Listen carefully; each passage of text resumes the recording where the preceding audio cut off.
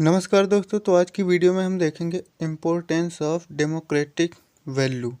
ये बड़ा ही महत्वपूर्ण आर्टिकल है जो हर साल एग्ज़ाम में पूछा जाता है। तो इसको बारीकी से समझेंगे और सिंपल लैंग्वेज में मैंने लिख रखा है जो आपको समझने में भी दिक्कत नहीं होगी, और मैं बताता भी चलूँगा आप इसको और बना बना कर कैसे लिख सकते हैं। और लास्ट में मैं ये भी बताऊँगा कि आप इसकी फ्री में PDF कहाँ से डाउनलोड कर सकते हैं। सबसे पहले आप हेडिंग डालेंगे इम्पोर्टेंस ऑफ डेमोक्रेटिक वैल्यू। उसके बाद में ये जो नीचे एक लाइन लिखी है और ऊपर इम्पोर्टेंस ऑफ डेमोक्रेटिक वैल्यू के बीच में आप डालेंगे कि किसके द्वारा ये लिखा जा रहा है। जैसे by Ankit, by Vipin, by कुछ भी आप डाल सकते हैं, बस अपना नाम मत डालना। फिर उसके बाद में यहाँ से शुरू कर देना है। तो चलिए कैसे लिखेंगे उसको समझते हैं।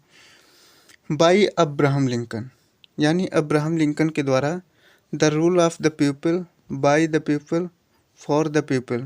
This is the simple definition of democracy. By Abraham Lincoln. Abraham Lincoln के द्वारा क्या है? The rule of the people, by the people, for the people. जनता का जनता के द्वारा जनता के लिए शासन ही क्या कहलाता है? डेमोक्रेसी यानी लोकतंत्र कहलाता है। फिर उसके बाद में आप नीचे अगला पैराग्राफ में लिखेंगे। छोटे छोटे आप पैराग्राफ बनाते चलेंगे तो आपको एग्जामिनर पूरे नंबर दे देगा। अगले में क्या डालना है? Democracy is plays the important rule of making a strong nation. Democracy क्या करती है? एक महत्वपूर्ण रोल प्ले करती है जो राष्ट्र को स्ट्रॉन्ग यानी मजबूत बनाने में। एंड डेमोक्रेसी भी gives a power of vote. Democracy क्या करती है? एक पावर देती है, क्षमता में प्रदान करती है वोट के लिए। In which we select a person who rules the country in future if he wins the election for high vote. इसमें हम एक व्यक्ति को चुनते हैं जो भविष्य में देश को रूल करता है यानी चलाता है। उसमें क्या है, अगर वो हाई वोट से जीतता है तो वो देश को भविष्य में संभालता है। तो ये सब आप अपनी तरफ से भी मेंशन कर सकते हैं बना बनाकर। मैं तो सिंपल लैंग्वेज में लिख रखा हूँ, आप ऐसे भी मेंशन कर देंगे, आपको पूरे नंबर मिल जाएंगे। At present in India our leader and bureaucrats have become corrupt and the election has costly. इसमें क्या बताया गया है कि भाई एट प्रेजेंट इन इंडिया, इस समय पर भारत में जो लीडर हैं, ब्यूरोक्रेट्स हैं, वो सब क्या हो चुके हैं? करप्ट हो चुके हैं। और इलेक्शन जो है वो बहुत कॉस्टली हो चुका है। आपने देखा होगा इलेक्शन में बहुत खर्चा होता है, और जब इलेक्शन में आदमी खर्चा करके आता है तो वो कहीं ना कहीं से उस खर्चे को निकालने की भी कोशिश करता है, जिससे क्या हो जाता है? करप्शन बढ़ता है। बिफोर इलेक्शन कैंडिडेट जज false promises to lure public and they give liquor. Liquor मतलब शराब, ऑफ पब्लिक फॉर फ्री। शुरुआत में क्या करते हैं? कैंडिडेट्स जो खड़े होते हैं, प्रत्याशी, वो पब्लिक से बहुत जो है रोंग यानी गलत प्रोमिस कर देते हैं, झूठे वादे कर देते हैं, और फ्री में क्या करते हैं? सभी को शराब बांटते हैं। So that they give the vote of them. वो ये सब झूठे वादे और शराब इसलिए फ्री में बांटते हैं ताकि जो लोग हैं वो भोले भाले लोग उन्हें वोट दें। Before election candidates come our village many times. Election के पहले जो कैंडिडेट्स हैं वो हमारे गांव में कई बार आते हैं। And does many types false promises, और कई प्रकार के झूठे वादे करते हैं। After election seems like that they are disappear anywhere. और इलेक्शन के बाद ऐसा लगता है कि कहीं अचानक से गायब हो गए हों, दिखते ही नहीं, कोई आता ही नहीं। आप इस प्रकार से आप मेंशन कर सकते हैं। आपने भी देखा होगा कि ऐसा हो रहा है आजकल, तो वो सब आप इसमें मेंशन कर देंगे। फिर उसके बाद में देखते हैं क्या आगे क्या है, क्या लिखना है आपको। Because of costly election good candidates if they are poor then they does not get participate in the election.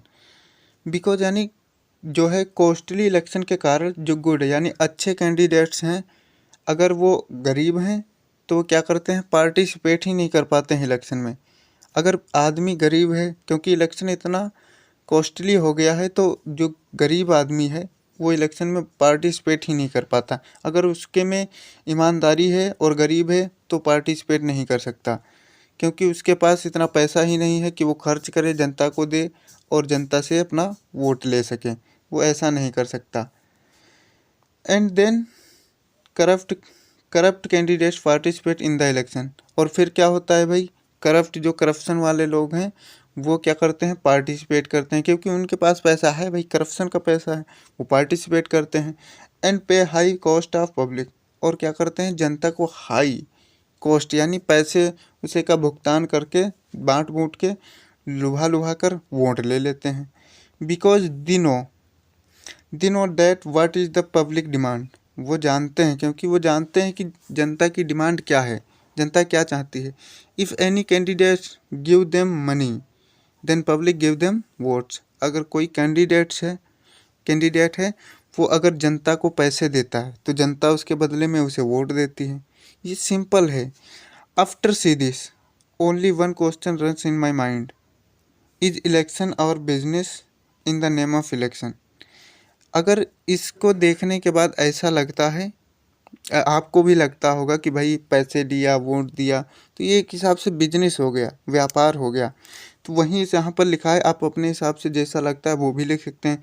After see this only one question run in my mind, तो आफ्टर इसको देखने के बाद मेरे दिमाग में एक ही क्वेश्चन घूमता है कि यह इलेक्शन है या इलेक्शन के नाम पर बिजनेस है। और मैं आपको बता दूं, अब अगर आप हेडिंग्स डालना चाहते हैं तो उस तरीके से भी लिख सकते हैं, अगर आप ऐसे भी लिखते हैं तो आपको पूरे नंबर मिल जाएंगे। बस आप जो लिखते हैं उसमें एकदम सिंपल भाषा में होना चाहिए जो एग्जामिनर को अच्छे से समझ में आ सके। तो नेक्स्ट आपको क्या लिखना है, we need to stop the corruption and corrupted candidates to participate in the election. हमें क्या है, हमें आवश्यकता है भाई स्टॉप करप्शन स्टॉप करने की, करप्टेड कैंडिडेट्स को पार्टिसिपेट ना करने के लिए, उसमें जो है इलेक्शन में पार्टिसिपेट ना कर पाएँ, करप्टेड जो कैंडिडेट्स हैं वो पार्टिसिपेट ना कर पाएँ इलेक्शन में, इसको रोकने की आवश्यकता है। Because we know that is importance of democracy, क्योंकि हम जानते हैं कि क्या इम्पोर्टेंस है डेमोक्रेसी की, महत्व क्या है, डेमोक्रेसी का महत्व क्या है। It makes a good future of the nation and their publics.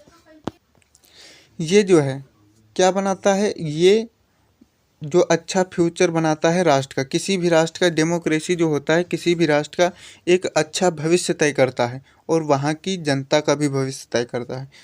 I think that the main reason of all these causes is this, that illiteracy and awareness of the people about the democracy। इन मेरे हिसाब से जो बोल रहा हूँ आप ऐसे भी लिख सकते हैं, अगर आपको कुछ और लगता है तो वो भी लिख सकते हैं, लेकिन मैं जो बता रहा हूँ अगर आप उतना लिख देंगे तो आपको पूरे नंबर मिल जाएंगे। आई थिंक दैट, मैं सोचता हूँ या मेरे हिसाब से इन सभी कारणों का एक जो कारण है वो क्या है, इलिटरेसी। इलिटरेसी का मतलब होता है, इलिटरेसी का मतलब होता है जनता का पढ़ा लिखा ना होना, निरक्षरता। और अवेयरनेस का मतलब होता है जागरूक, जनता का जागरूक ना होना जो है अबाउट द डेमोक्रेसी, डेमोक्रेसी के बारे में जनता का जो है जागरूक ना होना, और जनता जो है पढ़ी लिखी ना होना। क्योंकि जो अनपढ़ जनता है, मैं किसी को, आप बुरा मत मानना, मैं जो बता रहा हूँ उसको ध्यान से बस समझना है। अगर जितने भी आपने देखा होगा जो अच्छे पढ़े लिखे हैं वो ध्यान से सोच समझ कर वोट देते हैं, और जो ऐसे ही हैं वो क्या करते हैं, वो इलेक्शन में जब चुनाव आता है तो पैसे लेकर वोट डाल देते हैं। वो ये नहीं सोचते हैं कल को हमारा भविष्य क्या होगा, बस उनको वोट डालने से मतलब है। अगर उनको 5 रुपये का फ़ायदा अभी हो रहा है, अगर वहीं कल 10 रुपये का होने वाला हो तो उससे कोई मतलब नहीं है, वो 5 रुपये अभी का देखते हैं। So we should work on this, हमें इस पर काम करना चाहिए। इसलिए हमें इस पर काम करना चाहिए, किस पे, इलिटरेसी यानी निरक्षरता और अवेयरनेस पे, लोगों को जागरूक करना चाहिए। निरक्षरता जो है वो दूर करनी चाहिए, जनता को पढ़ाने लिखाना चाहिए, समझाना चाहिए कि भाई आप वोट डालने से पहले एक बार ज़रूर सोचें। So I want to say that you should think once before, आपको एक बार सोचना चाहिए। सो मैं कहना चाहता हूँ कि आपको एक बार सोचना चाहिए, जितनी भी जनता है उससे आप एक लास्ट में ऐसे मैसेज दे देंगे कि मैं कहना चाहता हूँ कि आप वोट डालने से पहले एक बार ज़रूर सोचें, क्योंकि ये जो है एक आपका वोट आपका भविष्य और आपके राष्ट्र का भविष्य भी तय करता है। इसलिए वोट डालने से पहले एक बार ज़रूर सोचें, इतना मेंशन कर देंगे आपको पूरे नंबर मिल जाएंगे। So I want to say that you should think once before voting, because our one vote decide the future of us and our country। क्योंकि जो है हमारा एक वोट हमारे देश का और हमारा भविष्य तय करता है, इसलिए हमें वोट डालने से पहले एक बार ज़रूर सोचना चाहिए कि वोट हम किस कैंडिडेट को दे रहे हैं, क्या वो हमारे लिए अच्छा काम करेगा या केवल वोट लेकर गायब हो जाएगा। जैसे मैंने इसमें आर्टिकल में लिख भी रखा है, पहले क्या करते हैं लोग, झूठे वादे कर देते हैं और कई बार आते हैं, कहीं ये कहते हैं ये करवा देंगे वो करवा देंगे, जैसे ही इलेक्शन ख़त्म हो जाता है उसके बाद में वो अचानक से ऐसा लगता है कहीं गायब हो गए हों, कहीं लगता ही नहीं कहीं प्रकट हुए थे अचानक से गायब हो गए। तो इस प्रकार से आप मेंशन कर सकते हैं, आपको पूरे नंबर मिल जाएंगे। अब बात करते हैं आप इसकी पीडीएफ कहाँ से डाउनलोड कर सकते हैं। पीडीएफ के लिए आपको जाना है टेलीग्राम में। अगर आपने टेलीग्राम डाउनलोड नहीं किया है तो प्ले स्टोर से डाउनलोड करके उसको लॉगिन कर लेंगे। उसमें सर्च करेंगे BRGK बाय विपिन सर, वहाँ से आपको इस लोगों का एक चैनल दिखेगा, उसमें ज्वाइन होकर उसको सब्सक्राइब कर कर वहाँ से आप इसकी पीडीएफ डाउनलोड कर सकते हैं। अगर आपने अभी तक हिंदी में पर्यावरण समस्या और समाधान पर जो मैंने निबंध लिखा है उसको आपने नहीं पढ़ा है तो मैं लिंक डिस्क्रिप्शन में दे दूंगा, वहाँ से आप देख सकते हैं, जो हर साल पूछा जाता है। पर्यावरण प्रदूषण समस्या और समाधान हर साल पूछा जाता है, इसलिए उसको भी पढ़ लेना। और ये जो मैं आज बताया हूँ ये वेरी वेरी इंपॉर्टेंट है आने वाले एग्ज़ाम के लिए, इसलिए इसको बारीकी से तैयार कर लेना।